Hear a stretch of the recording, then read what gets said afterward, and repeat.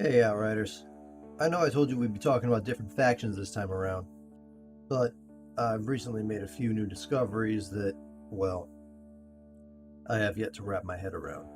While I figure some of that shit out and make sense of my thoughts, I thought I might talk to you about something I do have an understanding of. The Warzone Valley. See, most of you might not remember, but it wasn't always this barren shit show, filled with trenches and littered with the corpses of ECA and insurgent soldiers. When the Outriders landed here, this place was an amazing natural grassland. Tall trees, clean air, nearby mountains and a forest to provide natural barriers and resources. It was the perfect place to start the colony, or so we thought.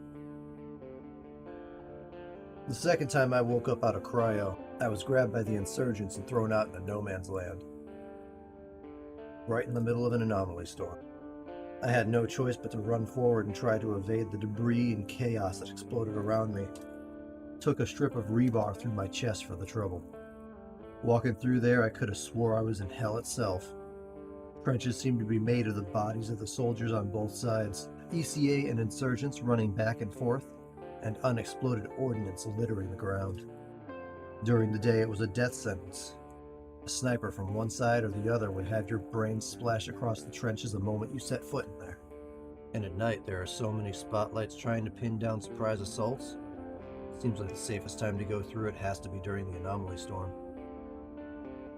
After making it to the ECA-controlled south, I found myself in Rift Town. Built into some ravines for protection against the anomaly, it was originally meant as some sort of safe haven for ECA personnel. According to an old scouting report, they had to reinforce the cliffside of the ravine in order to build there, or else risk disaster of a rock fall or an avalanche. However, it was initially intended to only house essential ECA personnel, and they made sure that there was a way to lock down and keep out any non-essential people. That said, the ECA moved operations here shortly after the destruction of the first city, making Rift Town a crucial location in the new war. But as you walk through here, you start to recognize the truth of it all. People starve, most are barely surviving at all. For obvious reasons, priority is given to the soldiers, but if something isn't done soon, well, Rift Town won't exist for much longer. One of the first real gigs Shira sent me on was to go and reopen Rift Town's supply line. Said she lost some 100 or so soldiers trying. But if someone didn't do it, Rift Town would likely be gone in a matter of weeks. So, I fought my way to the solar tower. Managed to dig up an old status report while I was there.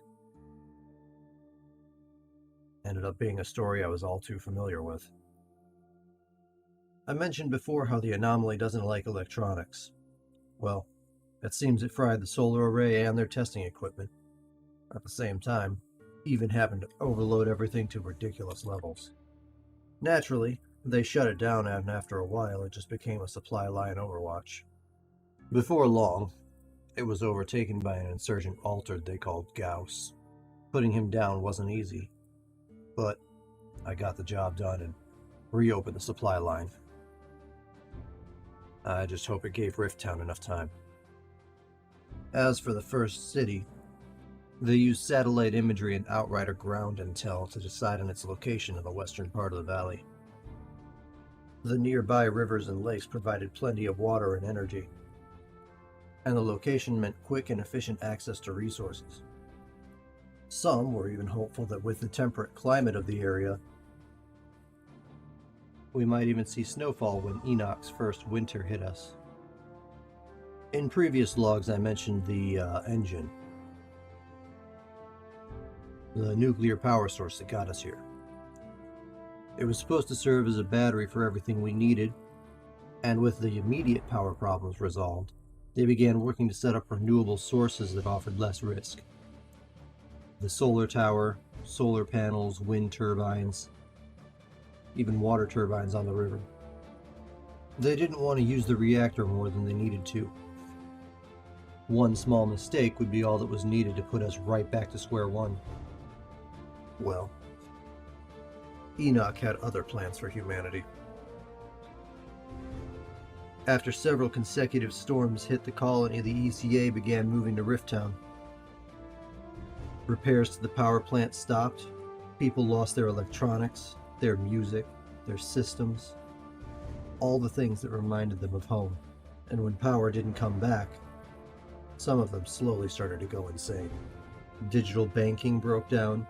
Riots started at the ration centers. Eventually, they even got into the power plant and destroyed it when they realized it wouldn't help them. Things got so bad that the ECA made a broadcast over the radio tower. All first citizens were now under a curfew. Everyone had to carry an ID on them at all times, and any violations were met with heavy penalties, though the ECA was very nondescript on what that meant. When the first big storm hit the city, it damaged the engine, put it at risk of a catastrophic meltdown. Well, shortly after the ECA decided to move to Rifttown, the reactor went off. It blanketed most of the city with insane amounts of radiation, though the industrial zone seemed to be hit the hardest. Left the place as little more than a shell, inhabited by mutated monsters. Now, they just call it the wreckage zone. Without its main source of power, and with food and water unsafe for humans, a lot of the first citizens ended up dying off. And with the storms, riots, and the war, it had to be abandoned completely. Now it just sits there, deep in insurgent territory.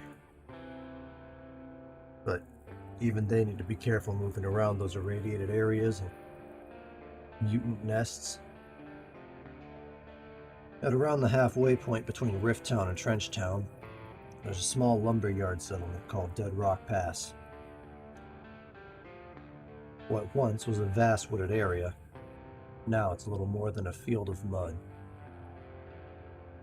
Apparently, the ECA had a formal agreement on the matter, appointing a neutral marshal in their place, and each donating 50% of the men and resources required before taking an equal share of the lumber. It seems like that agreement didn't mean too much to Corrigan. Tried to undermine things and take control of it for himself. During my time in Dead Rock Pass, we were delayed by a minefield ahead. We managed to get a scout in exchange for a transport job, but as for why Corrigan bothered to lay mines in the roads between there and Trenchtown, well, that's about anyone's guess.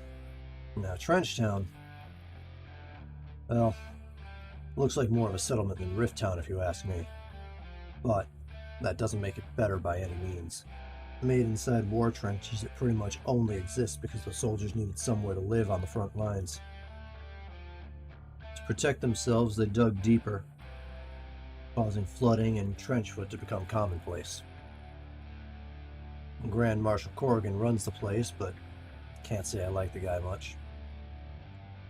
He even abandoned the quarry operations. Granted, with most of our old tech, it's little more than giant metal decorations to mar the land. We were made to do all the work, with only a few modified bulldozers and hand tools. Luckily, I didn't have to stay for very long. A few quick favors and I was out. As for one of the more exciting places I've had to visit, I'd say that would have been Eagle Peaks. Snow-covered mountains near the first city.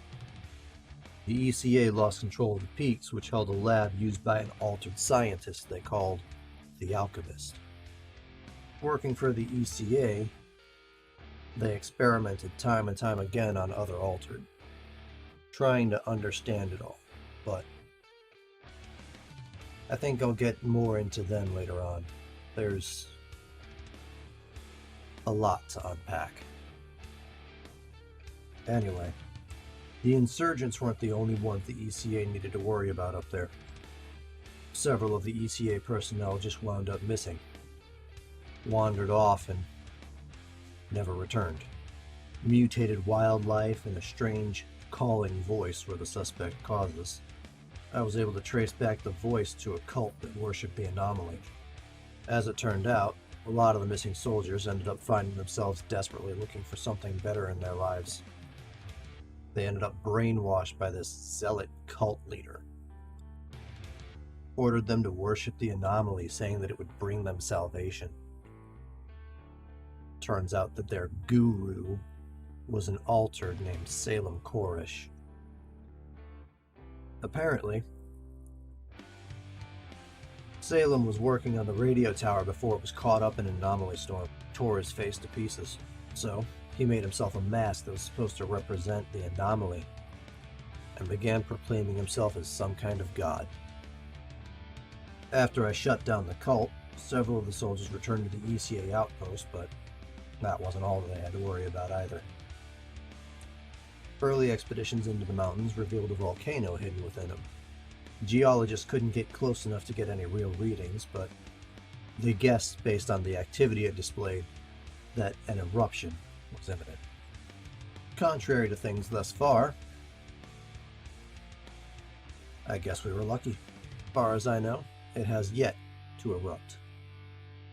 But if you told me when I left for Enoch that I'd have to fight a 15-story, fire-breathing face-hugger that spat out exploding spiders while standing on a lava pit in the middle of a fucking volcano, for fuck's sake, I would have taken my chances back on Earth. All said and done, that about covers everything here in the Warzone Valley. I'm gonna go sit back and think for a while. See if I can't wrap my head around all this altered shit. Until then, get out there and fuck shit up.